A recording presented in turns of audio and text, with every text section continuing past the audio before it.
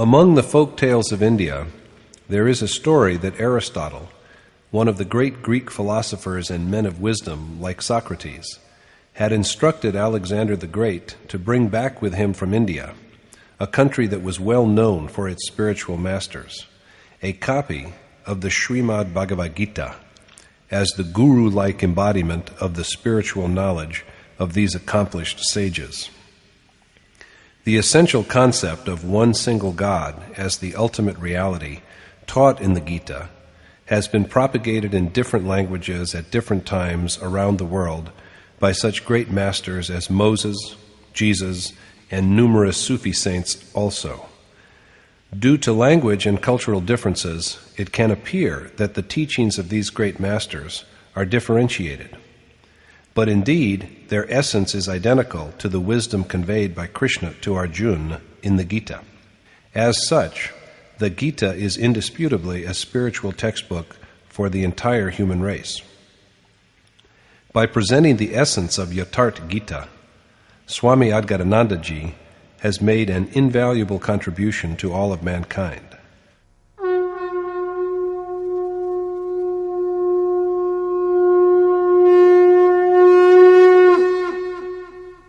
Om Shri Paramatmane Namaha. Yatharth Geeta, Srimad Bhagavad Gita. Chapter 5.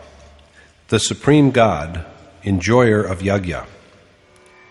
In Chapter 3, Arjun said, "Lord, why do you cast me into dreadful acts when you believe that the way of knowledge is superior?" He found the way of knowledge easier to practice, for this way assures heavenly life in the event of defeat, and the state of ultimate glory in that of victory. So there is profit in both success and failure. But by now he understands well that action is a prerequisite of both the ways. Yogeshwar Krishna has also urged him to rid himself of doubts and take refuge in a seer, because the seer is the only source of the awareness he seeks. However, before he chooses one of the two ways, Arjun makes a humble submission.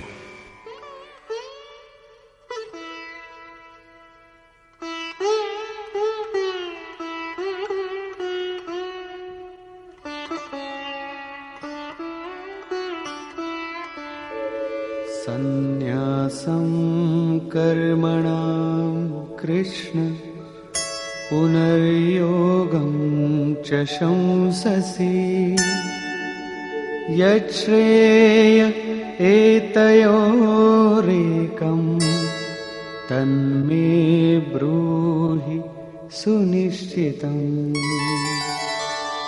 Arjun said, "You have so far commended, O Krishna, both the way of knowledge through renunciation and then the way of selfless action.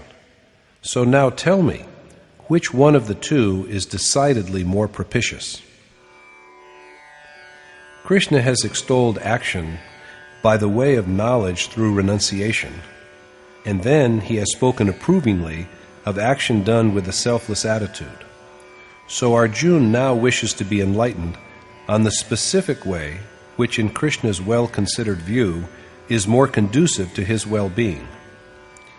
If we are told two ways for going to a certain place, it is but proper to inquire which one of the two is more convenient. If we do not raise this question, the implication is that we do not have to go anywhere. Yogeshwar Krishna responds to Arjun's submission thus.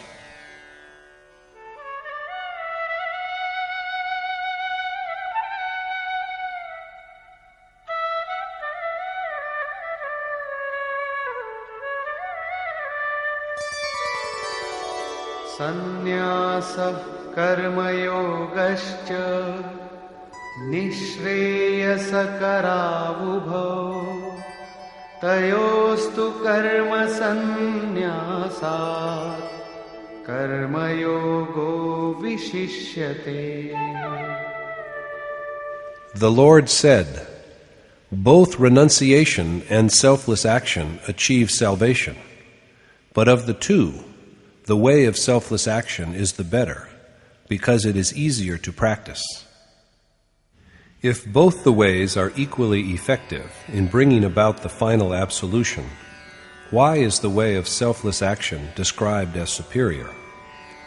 This is what Krishna has to say about it.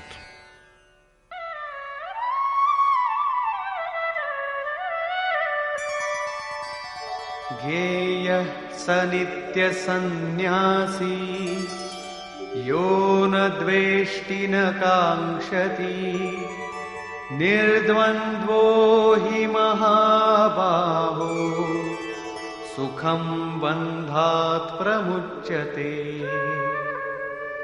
O the mighty-armed Arjun, he who envies none and desires nothing is fit to be regarded as a true sannyasi, and, liberated from the conflicts of passion and repugnance, he breaks away from worldly bondage. The one who is free alike from love and animosity is a sannyasi, a man of renunciation, irrespective of whether he has chosen the way of knowledge or the way of selfless action. Emancipated from both attachment and aversion, he is happily released from the great fear of repeated births.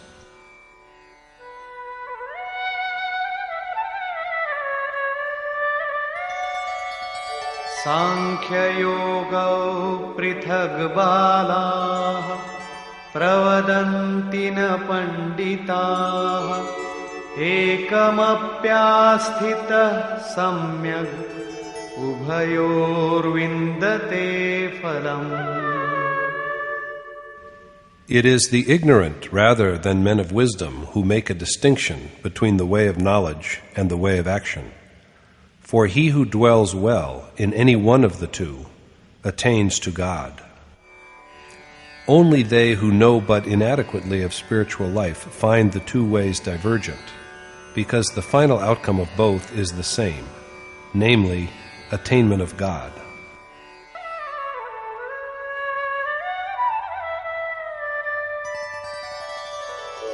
Yat sankhyaih prapyate sthanam tad yogairapi gamyate ekam sankhyan cha yogam cha yah pashyati sa pashyati. That man perceives reality who regards the way of knowledge and the way of selfless action as identical, because the liberation attained by knowledge is also achieved by selfless action. The goal which is reached by the worshipper of knowledge and discrimination is also achieved by the doer of selfless action. So he knows the truth who regards the two ways as similar from the point of view of consequence. Now, when the two ways converge at the same point, why does Krishna pronounce one preferable to the other? He explains,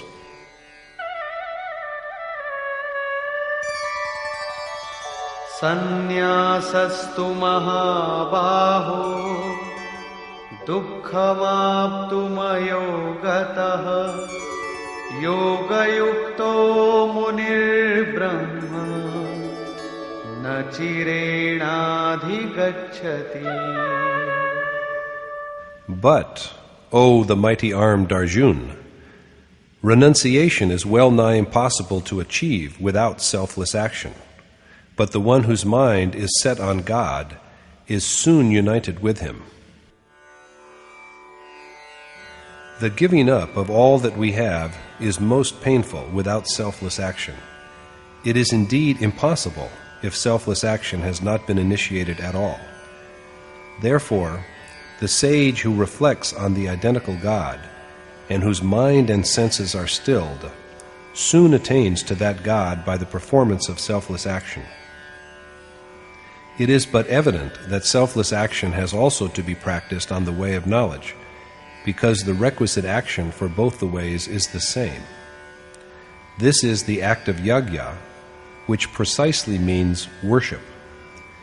The difference between the two ways is only a matter of the worshipper's attitude.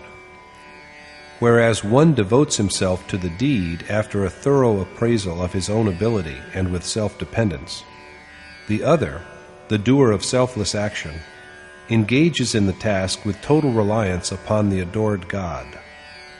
So whereas the former is like a student who studies for an examination privately, the other is like one who is enrolled in a school or college. Both of them have an accomplished teacher to master the same course, take the same test, and even the certificate to be awarded to them is the same. Only their attitudes to their task are different. Some time back, saying that passion and anger are formidable enemies, Krishna urged Arjun to kill them. Arjun found it most painful. Krishna thereupon told him that beyond the body there are the senses, beyond the senses there is the mind, beyond the mind there is the intellect, and beyond all these there is the self, the power at whose behest he is driven to all his actions. To act with a clear understanding of one's own strength and with dependence on one's own ability is the way of knowledge. Krishna prompted Arjun to concentrate his mind on him and fight, dedicating all his actions to him, and in total freedom from attachment and grief. To perform a deed with a sense of surrender to the worshipped God is the way of selfless action. So the action in the two ways is the same, and so is the final outcome. Stressing the same, Krishna now says that the achievement of renunciation, of the ultimate cessation of good as well as evil actions, is impossible without selfless action. There is no way by which we may sit idly just telling ourselves, "I am God, pure and wise. For me there is no action and no bondage. Even if I may appear as participating in evil, it is really only my senses functioning according to their nature." There is no such hypocrisy in Krishna's words.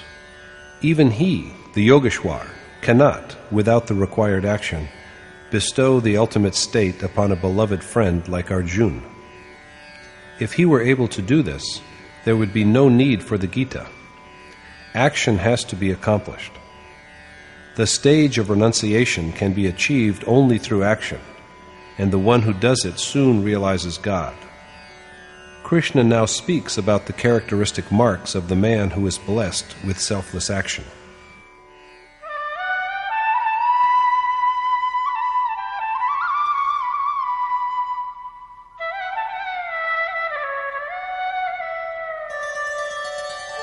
योगयुक्तो विशुद्धात्मा विजितात्मा जितेन्द्रियः सर्वभूतात्मभूतात्मा कुर्वन्नपि न लिप्यते.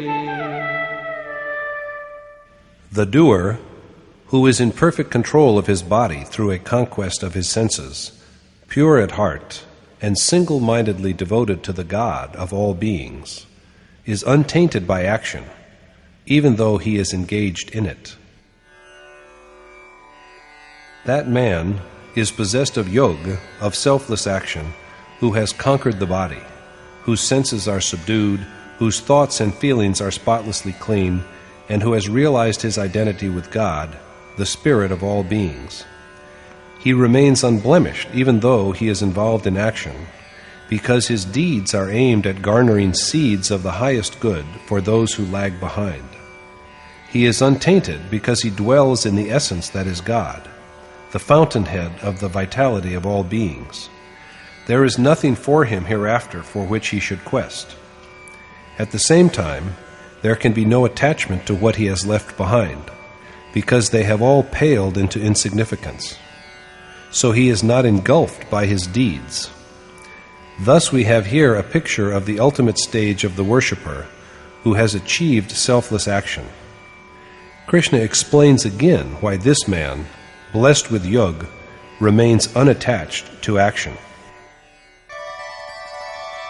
Naiva kinchit karomiti yukto manyeta tattvavit Pashyan shrinvan sprishan jigran ashnan gachan swapan shvasan pralapan visrijan grinhan unmishan nimishan napi indriyani indriyartheshu vartanta iti dharayan.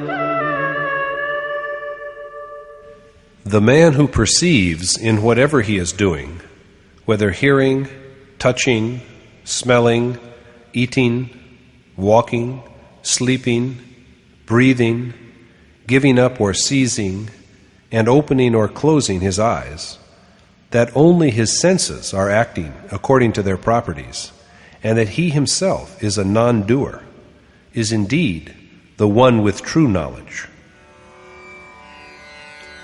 It is a belief, or rather experience, of the man to whom God is visibly present that he does absolutely nothing. Rather than being a mere fancy, it is a firm conviction he has arrived at through the performance of action. After having known this, he cannot but believe that whatever he appears to be doing is really the operation of his senses according to their natural properties. And when there is nothing higher than God whom he has apprehended, what greater joy can he aspire to have by touching any other object or being? Had there been something better beyond, there must have been attachment. But after the attainment of God, there is no further goal to strive for, and neither is there anything left behind for him to renounce. So the man endowed with attainment is unimmersed in action. This thought is now illustrated by an example.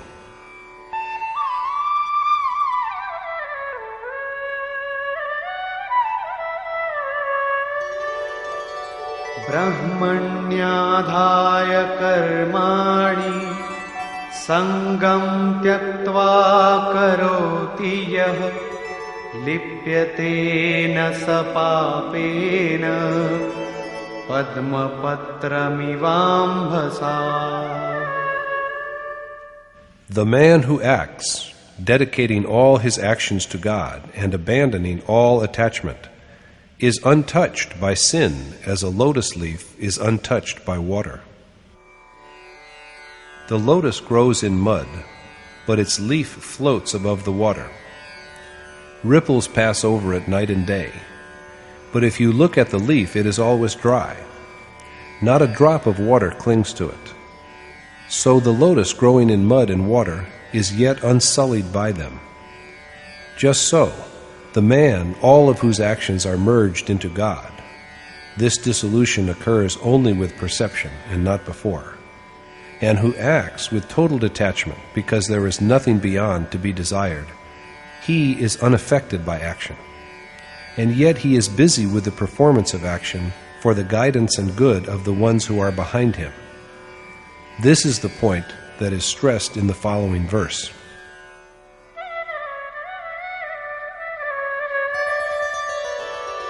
Kayena manasa buddhya kevalairindriyairapi yoginah karma kurvanti sangam tyaktvatma shuddhaye. Sages give up the attachment of their senses, mind, intellect, and body, and act for inner purification. A sage abandons all desires of his senses, mind, intellect, and body, and practices selfless action for inner sanctity. Does that mean that the self is tainted with impurities even after he has merged into God? It cannot be so, because after this dissolution, the self becomes one with all beings. He sees his own extension in all beings. So he acts, not for himself, but for the purification and guidance of all other beings. He acts with his mind, intellect, and physical organs, but his self is in a state of actionlessness and constant peace. He appears to be active outwardly, but inside him there is only endless tranquility. The rope cannot bind any longer because it is burnt out, and what remains is only the impression of its twist.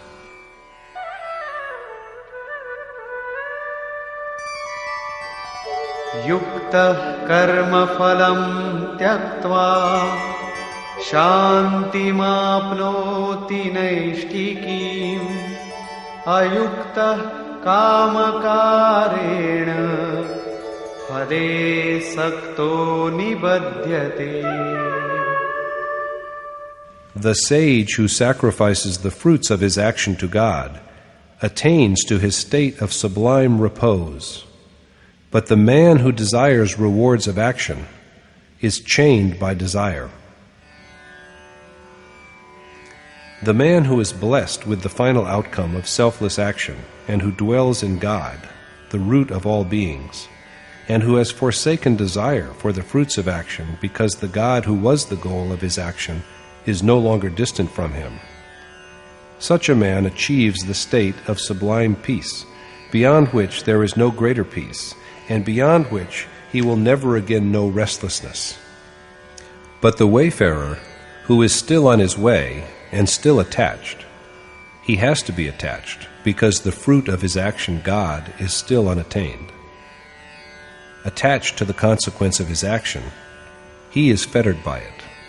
So desires continue to arise until the moment of attainment, and the worshipper has to be on his guard right up until that point.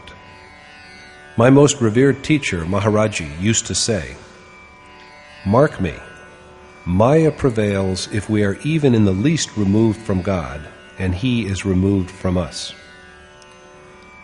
Even if the attainment is to be tomorrow, today the worshipper is at best only an ignorant man. So the questing worshipper ought not to be careless." Let us see now what is further said about this.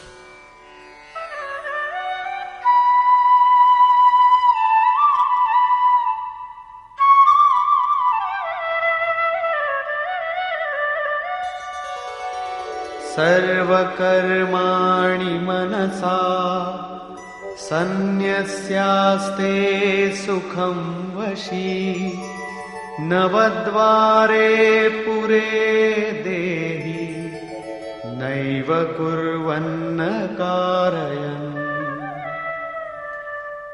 The man who is in perfect control of his heart and mind and acts accordingly dwells blissfully in the abode of his body with its 9 apertures, because he neither acts himself nor makes others act. The man who is in perfect control of himself and dwells beyond his body, mind, intellect, and material nature, in his own self, this man of restraint undoubtedly neither acts nor is a cause of action. Even prompting the men left behind to act does not affect his serenity. This man who has realized his self and abides in him, and who has subdued all his organs which provide him with objects of physical pleasure, dwells in the ultimate bliss that is God. In truth, thus, he neither acts nor effects any undertaking of action. The same idea is stated differently when Krishna says that God, too, neither acts nor gets any action accomplished. The accomplished teacher, God, the adored one, the realized sage, the enlightened guru, and the endowed one, all are synonymous. No God descends from heaven to accomplish anything. When he functions, he operates through these self-abiding, reverent, and loving souls. The body is a mere dwelling place for such a soul. So the action of the Supreme Self is the same as that of the individual self, because he acts through him. So in truth, the self who has become one with God does nothing, even while he is engaged in action. The next verse is again related to the same problem. Na kartritvam na karmani lokasya srijati prabhu na karma phala sanyogam svabhavastu pravartate. God neither creates action nor the capacity for action, and not even the association of action with its fruits, but at the same time, vitalized by his spirit, it is nature that acts. God makes neither the power of beings to act nor actions, nor does he decide the fruits of action, and all objects and beings act only under the pressure of innate natural properties. One acts according to the three properties, tamas, rajas, and sattva.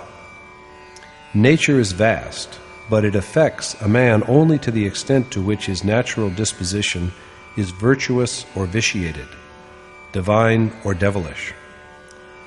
People usually say that it is God who does or gets things done, and we are mere instruments. It is He who makes us do well or ill.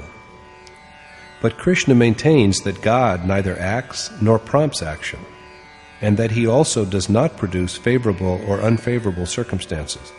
Men act by themselves according to the compulsions of their inborn nature.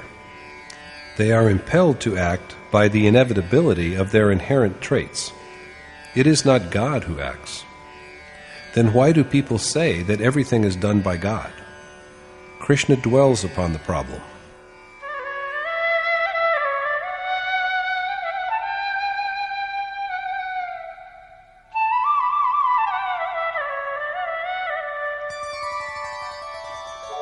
नादत्ते कस्यचित् पापम् न चैव सुकृतं विभुः अज्ञानेनावृतं ज्ञानं तेन मुह्यन्ति जन्तवः.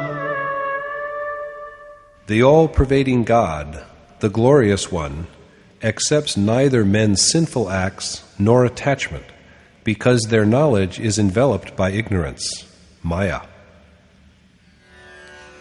The one who has been named God is now described as the Glorious One, because he is embellished with sublime glory.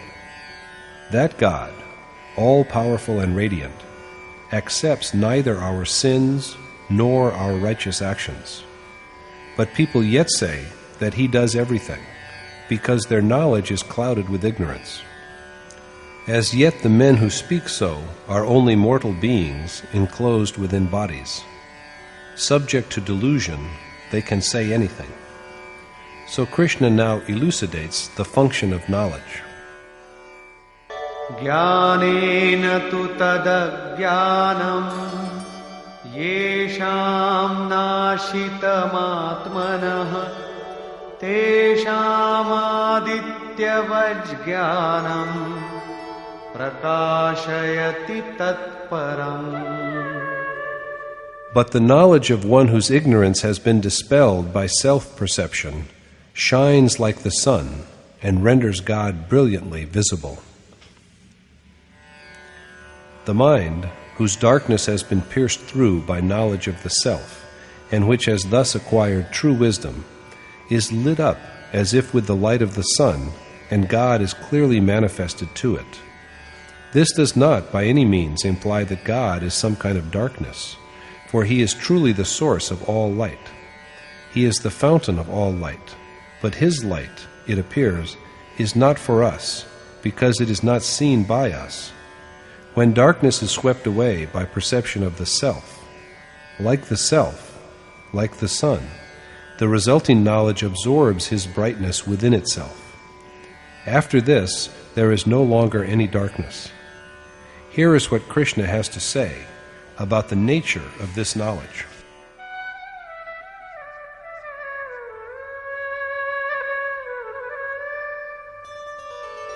Tat buddhayastadaatmana tannishthastat-parayanah gacchantya punaravrittim jnana-nirdhuta-kalmashah.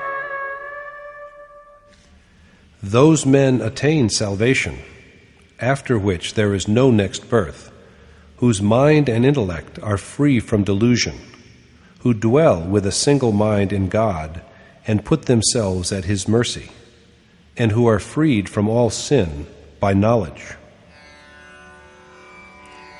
That state is knowledge in which a man dedicates himself entirely to God and is dependent upon Him, with a mind and an intellect shaped accordingly and overflowing with His essence.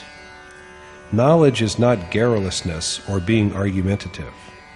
The man who is endowed with this knowledge attains to salvation and is liberated from physical ties. It is such men who are called Pandit, men of profound learning and wisdom. Only a man who has achieved this ultimate state deserves the name of Pandit. Vidya Vinaya Sampanni Brahmane Gavihastini Shuni Chaiva Shvapake Cha Pandita Samadarshina. Sages who look evenly at a Brahman, a cow, an elephant, a dog, and even the most despicable of men are blessed with the highest degree of knowledge. They are realized sages whose sins have been destroyed by knowledge and who have achieved the state in which there is no further birth.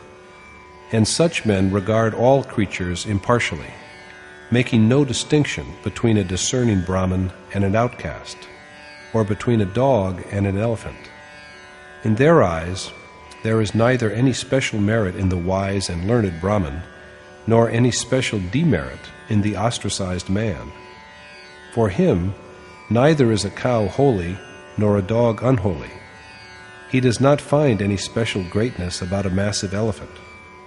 Such men of knowledge are impartial of view and equal-minded. Their eyes are fixed not on the skin, on the external form, but on the soul, the inner essence. The difference is only this: men who know and are reverent to the self are close to God, whereas others straggle behind. Some have gone a stage ahead, while some are yet lingering behind. Men of knowledge are conscious that the body is but an apparel, so they look at the embodied soul and attach no significance to the outward form. They do not discriminate. Krishna was a cowherd, and he had tended cows, so he should have spoken of this creature in reverential terms. But he has done nothing like that, and he concedes no place to the cow in Dharma. He has only admitted that, like other beings also, she has a soul. Whatever be the economic importance of cows, their religious elevation is just an invention of the ignorant with enslaved minds. Krishna said earlier that ignorant minds are riven with dissensions, because of which they devise an endless variety of deeds. The 18th verse suggests that there are two kinds of sages. First, there are sages whose knowledge is perfect. Secondly, there are sages who are possessed of reverent knowledge. Let us linger for a moment to see how they are different. It is an axiom that everything has at least two stages: the highest, the ultimate stage, and the initial, the lowest stage. The lowest stage of worship is the one at which it is commenced, when it is taken up with discernment, detachment, and dedication, while the highest stage is that at which the final outcome of the act of worship is about to emerge. The same is true of the Brahman class, the state of sattva, when there is the advent of properties that provide access to the Supreme Spirit, and there is the presence of knowledge and a reverential attitude. At this stage, all the faculties that take one to God are spontaneously active within: control of mind, restraint of senses, beginning of the process of intuition, direct perception, steady contemplation, concentration, and abstract meditation. Its highest stage is reached when, with gradual perfection, the self at last stands face to face with God and is dissolved in Him. Now, that which had to be known is perfectly known. The sage who has achieved this is the one with perfect knowledge. This sage, who is now beyond rebirth, looks equally at creatures, because his eyes are turned within to see the enshrined self. So Krishna now describes what is the ultimate lot of this sage.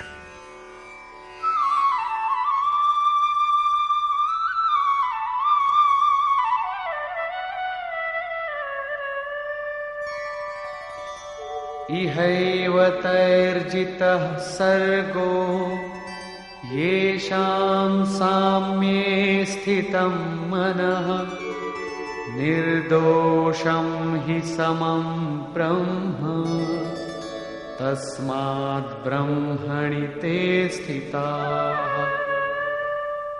They who achieve the state of equality conquer the whole world within the mortal life itself, because they rest in God, who is also unblemished and impartial. Sages with perfectly poised minds are freed from material nature during their worldly life itself. But what is the relation between an even mind and conquest of nature? When the world itself is annihilated, what is the position of the self? In Krishna's view, since God is immaculate and impartial, the minds of sages who have known him are also freed from all blemishes and inequalities. The sage becomes one with God. This is the ultimate birthless state, and it is acquired when the ability to overcome the enemy, the world of appearances, is fully developed. This ability is there when the mind is controlled and when one has achieved the state of equality, for the world of appearances is but an extension of the mind. Krishna then speaks of the distinctive marks of the sage who has known God and merged into him.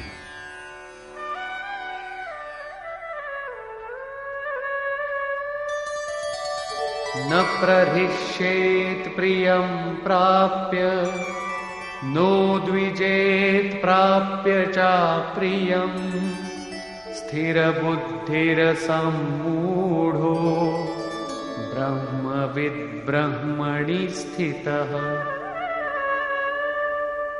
That equal-minded man dwells in God, who is neither delighted by what others love, nor offended by what others scorn, who is free from doubt, and who has perceived him. Such a man transcends feelings of love and hatred. He does not go wild with joy when he gets something which is cherished and admired by others. In the same way, he is not repelled by what others find distasteful. With such a constant mind, free from doubt, and endowed with knowledge of the divine self, he always dwells in God. In other words, he is a man of attainment, and बाह्यस्पर्शेष्वसक्तात्मा विन्दत्यात्मनि यत् सुखम् स ब्रह्मयोगयुक्तात्मा सुखमक्षयमश्नुते. That man becomes one with God and enjoys eternal bliss, who is single-mindedly dedicated to him, and whose heart is free from desire for worldly joys. The man who has renounced desire for the pleasure of objects of the external world attains to the felicity of God. His self is united with God, and the resulting happiness is therefore eternal. But this happiness comes only to him who is unattached to pleasures.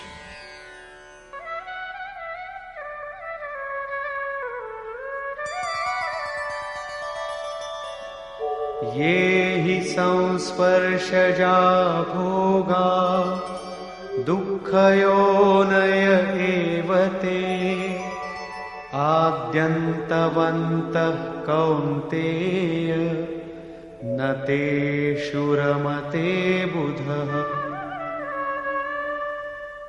Since the pleasures arising from the association of senses with their objects are a cause of grief and are transitory, O son of Kunti, men of wisdom do not desire them.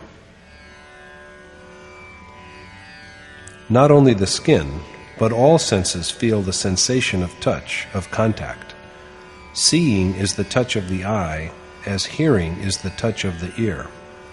although seeming pleasant to experience, all the enjoyment arising from these contacts of senses with their objects only leads to miserable births. Moreover, these sensual gratifications are also transient and destructible. So Arjun is told that men of discrimination are not entangled in them. Krishna then enlightens him on the evil that is embodied by attachment to these pleasures.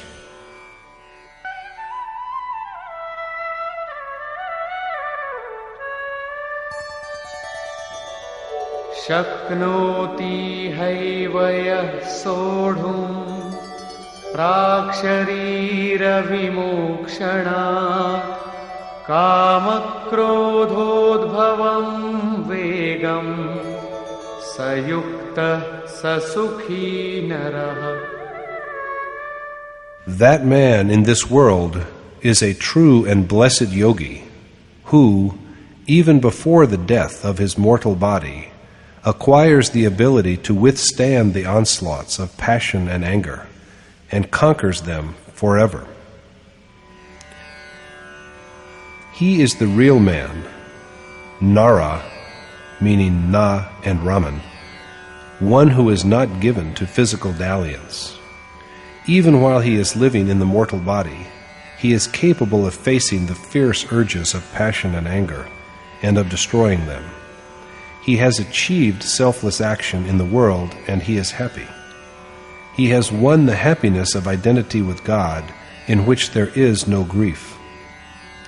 According to divine ordinance, this happiness is acquired in this mortal worldly life itself, and not after the death of the physical body. This is what Sant Kabir intends to convey when he counsels his disciples to place their hope in this life. The assurance that salvation comes after death is false and given only by unworthy and selfish teachers. Krishna also says that the man who succeeds in overcoming his passion and anger in this life itself is the doer of selfless action in this world, and he is blessed with everlasting happiness. Passion and anger, attraction and repulsion, desire for the touching of objects by the senses, are our mortal enemies, whom we have to vanquish and destroy. Krishna again dwells upon the nature of the doer of selfless action. Yontah sukhontararamah tathantar jyotirevayah sayogi brahma nirvanam brahma bhutodhigacchati. The man who knows his self and whose happiness and peace lie within merges into God, and he attains to the final beatitude that lies in him. The man who is joyous within, at peace within, and illumined within by his perception of the self and the identical universal spirit is a realized sage who is united with God and who attains to his ineffable state. In other words, there is first destruction of perversions, alien impulses such as attachment and aversion, then the emergence of perception, and finally submersion in the all-pervading ocean of final beatitude.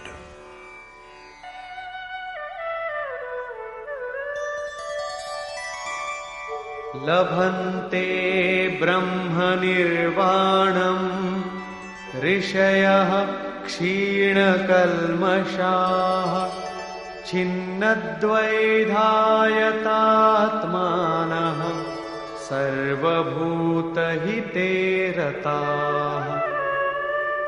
They attain to the eternal peace of God, whose sins have been destroyed by perception, and whose doubts are resolved, and who are single-mindedly concerned with the good of all beings. He is a man of attainment whose sins have been dispelled by his vision of God, whose doubts have been done away with, and who is wholeheartedly devoted to the service of all mankind. Only a man of this elevated state can help others, for how can he who has fallen in a ditch himself help others to get out? So compassion appears as a natural attribute of sages, and they, with their spiritual perception and conquest of the senses, realize the peace that comes with the final dissolution in God.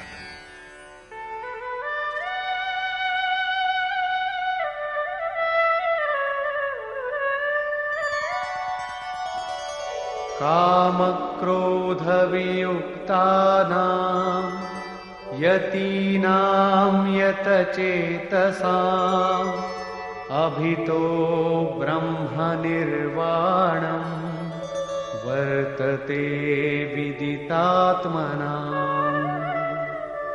Men who are free from passion and wrath, who have conquered their mind, and who have had a direct perception of God, see the all-tranquil, Supreme Self wherever they look.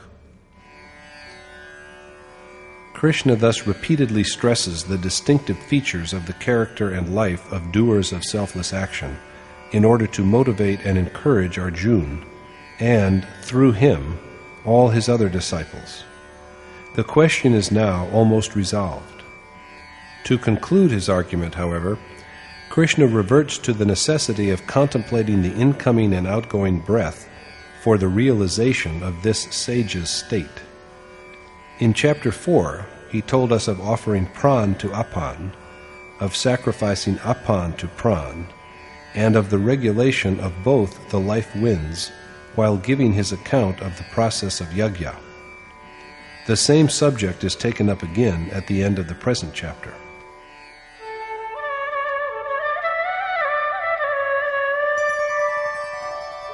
स्पर्शान् कृत्वा बहिर्बाह्यान् चक्षुश्चैवान्तरे भ्रुवोः प्राणापानौ समौ कृत्वा नासाभ्यन्तरचारिणौ यतेन्द्रियमनोबुद्धिः मुनिर्मोक्षपरायणः विगतेच्छाभयक्रोधो यः सदा मुक्त एव सः. That sage is liberated forever, who shuts out of his mind all objects of sensual pleasure, keeps his eyes centered between the two brows, regulates his pran and apan, conquers his senses, mind and intellect, and whose mind is fixed on salvation. Krishna reminds Arjun of the vital need of excluding from the mind all thoughts of external objects, as well as of keeping the eyes fixed steadily between the two brows. Keeping the eyes between the two brows does not simply mean concentrating them at something. It is rather that while the worshipper is sitting erect, his eyes should be pointed ahead in a straight line from the midpoint between the brows. They should not wander about restlessly and look right and left. Keeping the eyes aligned with the ridge of the nose, we must be careful that we do not start watching the nose, and balancing pran against apan, and keeping the eyes steadily fixed all the while, we should direct the vision of mind, the soul, to the breath and let him watch it. When does the breath go in? How long is it held? If it is held in for only half a second, we should not try to prolong it by force. And how long does it stay out? It is hardly necessary to say that the name in the breath will ring audibly.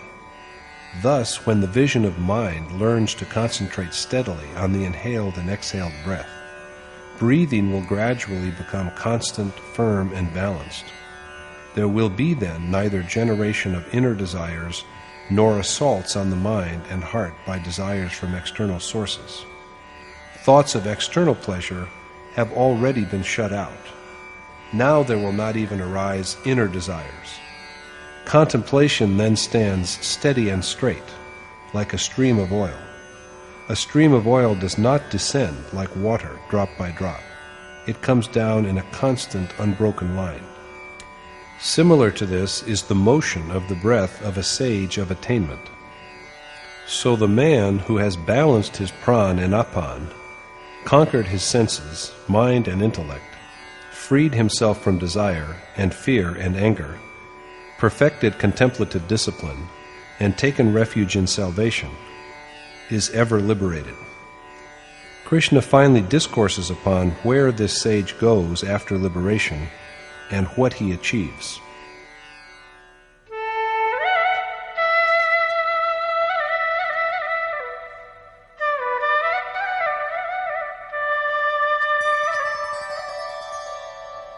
Bhoktaram Yagya tapasam Sarvaloka Maheshwaram Suhridam Sarvabhutanam Gyatva Mam Shanti Mrichati.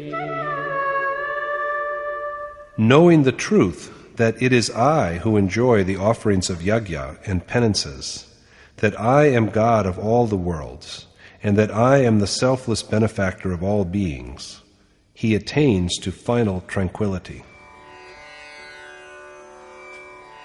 This liberated man, who knows that Krishna, God of the gods of all worlds, is the recipient and enjoyer of the offerings of all Yagya and penances, and that he is the selfless well-wisher of all beings, knowing all this, he achieves the ultimate repose. Krishna says that he is the enjoyer of the worshipper's yagya of inhaled and exhaled breath, as well as of austerities. He is the one in whom yagya and penances are at last dissolved, and so their doer comes to him, the ultimate serenity that results from the completion of yagya. The worshipper, liberated from desire by selfless action, knows Krishna and realizes him as soon as he is blessed with this knowledge. This is named peace, and the one who achieves it becomes God of gods, just as Krishna is. Conclusion. At the beginning of the chapter, Arjun raised a question about Krishna's alternate praise of the way of selfless action and the way of knowledge through renunciation. He wished to know which way, according to Krishna's considered judgment, is doubtlessly superior. Krishna told him that there is ultimate good in both. In both, the worshipper has to perform the ordained act of yagya, but the way of selfless action is yet superior. Without such action, there is no end of desire and of good and evil deeds. Renunciation is the name, not of a means, but of the goal itself. The man of renunciation is a doer of selfless action, a yogi. Godliness is his mark. He neither acts nor makes others act, and all beings are engaged in action only under the pressure of nature. He is the seer, the pandit, because he knows God. God, Krishna, is known as an outcome of yagya. He is the one into whom breath recitation, yagya, and purificatory rites all merge. He is the tranquility which the worshipper experiences as an outcome of yagya. That is, with the attainment of this repose, he is transformed into a realized sage like Krishna. Like Krishna and other seers, he also becomes God of gods because he is now one with God. That the coming about of this attainment may take a number of births is a different matter. Chapter 5 has thus elucidated the unique and amazing point that the power that dwells within the sage after his realization of God is no other than the spirit of the Supreme Lord, of the God who is the enjoyer of the offerings of all yagya and penances. Thus concludes the 5th chapter in the Upanishads of the Srimad Bhagavad Gita on the knowledge of the Supreme Spirit, the science of yoga, and the dialogue between Krishna and Arjun, entitled Yagya Bhokta Mahapurushasth Maheshwarah, or the Supreme God, enjoyer of Yagya. Thus concludes Swami Adgadanandji's exposition of the 5th chapter of the Srimad Bhagavad Gita in Yatharth Geeta. Hari Om Tat Sat.